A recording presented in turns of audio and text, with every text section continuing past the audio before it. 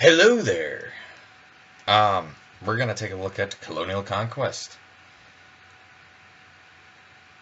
It's like Risk, just better mechanics. I guess you'll say. You tell me. I don't know. You're gonna play on standard. We're a bitch, so we're gonna play on standard. No victory until total domination.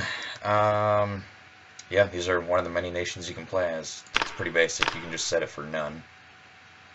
Or you can set for AI, or open it to another player. Yeah. If you want to change nations, you just do this. Just like that. That's... Yeah. You can play as any of these. They're all geographically placed correctly. You're gonna play on standard. Yeah, this is... I really don't know what that does. Just all I know is it changes the information, like the amount of money you get from the region per turn. Well, no, I don't want to see it per turn. I do, but I don't. It's weird. It plays in seasons, like actual seasons, like spring, you know, and everything on from there. Spring, summer, fall, winter. And then spring is the only time you can actually, send spies, build forces, fortify, give subdivisions and crap like that, yeah. So like, this turn, if I really wanted to, I could, I could care less what happens. Go to Romania. And send a spy here. So that's going to show us everything. So 105 units. Now I'm broke as hell, but if I actually had the money, like see, I could even check the money that they get per turn. So I can tell kind of, how to set my forces, how much I need to build before I can actually attack. And if I really wanted to, I can actually pay out all his units, but as you can see, I don't have anywhere near that amount of money. But if I have all his units desert, I annex the city, or the province, and then it just goes to me without a single shot being fired. Spying is pretty important before you attack any of these regions,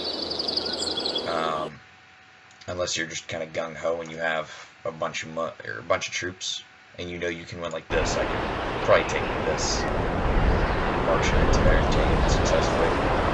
Everyone starts off in peace. On standard, everyone just kind of goes off for a land grab at the very beginning. Japan likes to just sit back. They don't really do much. They'll every once in a while snag a couple islands. They don't really don't bring much in. Not much, but if you're Russia, quickly hook up to this coastline and then invade America or something if you really want. Like I was able to take Siberia and then quickly move upon Alaska and take it, stopping America from expanding there, which is pretty nice because it had quite a bit of money. Yeah, it's pretty self-explanatory. I mean, see, just if I was at war with someone, and then there would be a button right here, and then it's propose peace or something like that, and then you just pay a certain amount of money to peace out. It's pretty basic. Or such as another nation and say England. Let's say France and Germany were at war, and I want to help Germany, and then give him a bunch of money, and then I could actually support him in the war, and he'd be able to get troops with that. Or one of these little minor countries. If I really wanted to, I could simply just pay them off. Just give them a bunch of money. Oh, no, wrong button. I would give him economic help, and he would go off and buy a bunch of units with that. Or he would fortify the area. Forts and forests, they all give you defensive bonuses, certain It's like forts. What they do, these are these little pentagons. They give you or at least the defender, I should say, yeah, the defender, they get 2 extra shots at the attacker. So I have 220, right? He might have only 100, but with his 2 extra shots, he could probably take me out in the initial fight. Mountains, if you have a mountain and a fort with that, the mountains and the fort will give them an even bigger buff, giving them either 4 shots at you, 3 shots, or 2 shots just with a really big-ass buffed amount of damage with it. So, there's only 2 units you can actually build. Ground, your land forces, and your naval forces. This is how it works. Spend money, build ships, build units. Random events will pop up, such as a region loses a certain percentage of what they were making for their income. So you're kind of take a hit from it. It's not that bad.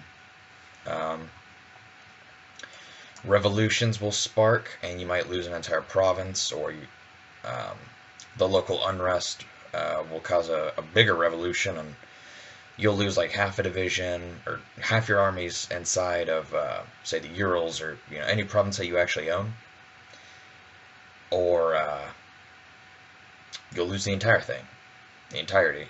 It's pretty cool. I like it. It's I think it's early access still. I'm not quite sure though. I don't know. I kind of went on, was pretty interested by the way it sounded and looked. I mean, if someone was just telling you about this, you'd be like, eh. Well, when you're reading it and you're looking at it, you're like, it looks kind of cool. The only thing I wish that they did was just, I don't know, add more to it, I guess. I don't really know what they'd add into it, though. Maybe more regions, like, chop these up a little. And, maybe, allow diplomacy every turn. I mean, I get why they're doing it. Why you have to wait till spring to peace out. It's kind of stop your ass from randomly declaring war on people, taking a quick land grab, and then peacing out. But I don't know. I mean, I don't really, maybe allying with these little miners and allowing them to attack if you go to war with them. Like, maybe treat them like they're actually a nation. I think that'd be kind of cool. I mean, just kind of small things like that. I don't know, maybe just because I'm playing too many of these grand strategy games, and I'm just like, hey, Victoria 2. I don't know. Or maybe getting the ability to, like, release one of these as, like, its own little country, like a little minor, like Sibir. But yeah, I kind of hope this gave you a little bit of an idea if you were wondering about the game. Just kind of gave you a little idea on what the game was, what you helped you think about buying a game or something. Yeah, I'll share it.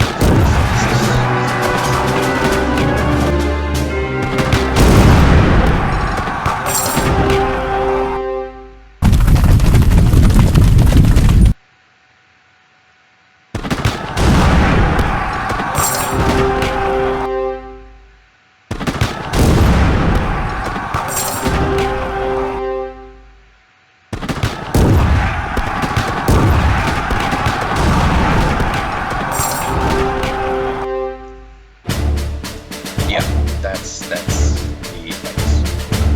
Not really much to see. I mean, it's kind of entertaining. At least I have that. But yeah, as you can see down here, it didn't show who's actually attacking, which I do like about that, because if you were playing multiplayer and say TJ had said, hey, no one take Guam or something, I were to attack it and try and take it before he noticed, and I ended up failing the attack, he would have no idea who attacked. You know, then it's something, I like that. I do really like that. But,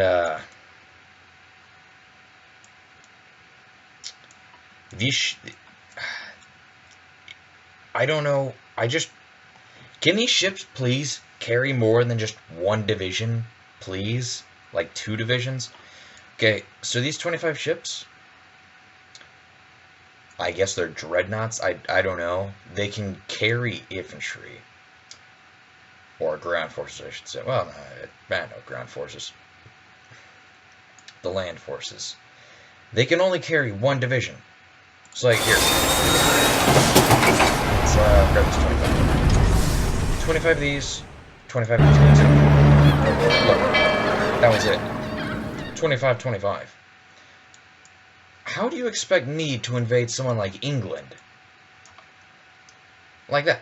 You'll be spending late game, or probably no, actually mid-game, just blowing all your money off of this big-ass navy just to continually be attacked by someone like England. But he's also got the same issue. He can't do crap because it's only these initial areas that have factories, as far as I've noticed. I've not noticed anywhere else that has factories. I don't know if that's going to be added in. Please add that in. Or the ability to build factories in these regions that will allow you to build units there. Because I'm kind of tired of, like, say Russia. I mean, look at that. Yeah, you are centered, but when the battle, like, when the wars start to wage between you and Japan, you're not going anywhere. Like Sibir. Now, I understand that it puts a challenge out there, but could you just, like, add maybe a limit? Like, maybe you can only build 3 other factories besides this one, or maybe even just 2 others. I don't really care, but I kind of want to see that. Because you see these factories right here, correct? Well, Russia's, I think, the only one that actually only has 1. Yeah, Russia's the only. So you're already at a disadvantage. Because see, these guys, they could just send a bunch of troops up from from there to the north. It doesn't seem that bad. But if you were to build units right there, you'd have to waste one of your turns, one of your seasons, on just moving your army there, just to possibly be attacked and then lose that region. So it's like I could split the units in half, split my funds in half, spend half there, attack the north, spend half there, and attack the south. It's just something like that. Another thing I want to see is, please tell us how to do multiplayer. I don't want to seem like that guy, but your thing says multiplayer, and this would be really fucking fun if it had multiplayer. I want to see multiplayer. If you already know how to do it, just post in the comments or show me where. I couldn't find anything last night. Yeah, it's battles.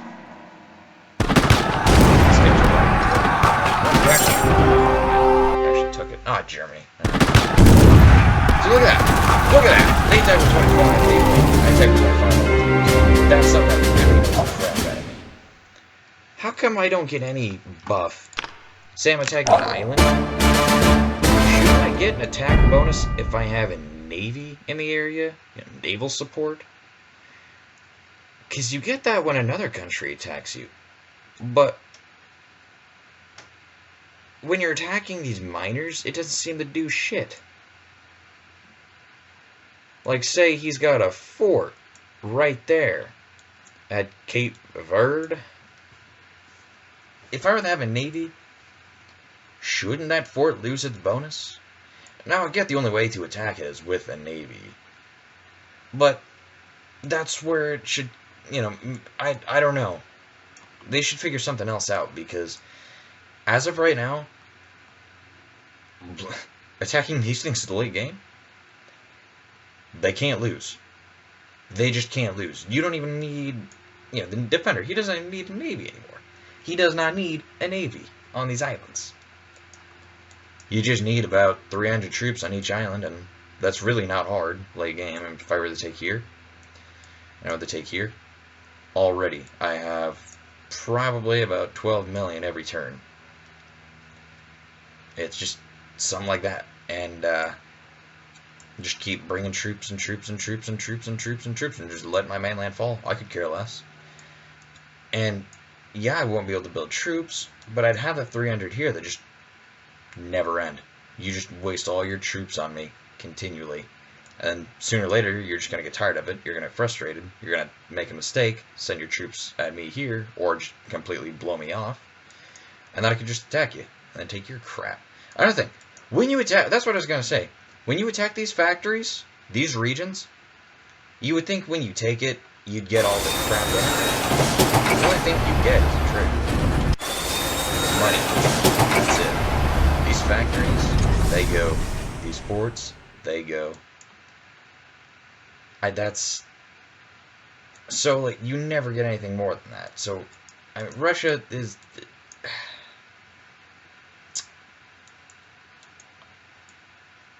there's just so much of this game that would make it so good.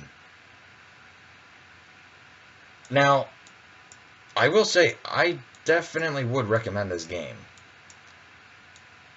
but I do have complaints about it, and I kind of hope that the developer listens to this. I get it's just me bitching and moaning about it, but it would be kind of cool to see some of this stuff happen, like being able to actually keep these factories or build factories, because factories in this are fucking everything. But that's all I have to say. And I hope this video helped you buy this game, or, you know, avoid it. Just kind of get an idea on what it is, and I even hope that it maybe got the developer a couple newer ideas of how to improve the game, because I've not really noticed many videos on this. But yeah, I hope you enjoyed, and have a good day.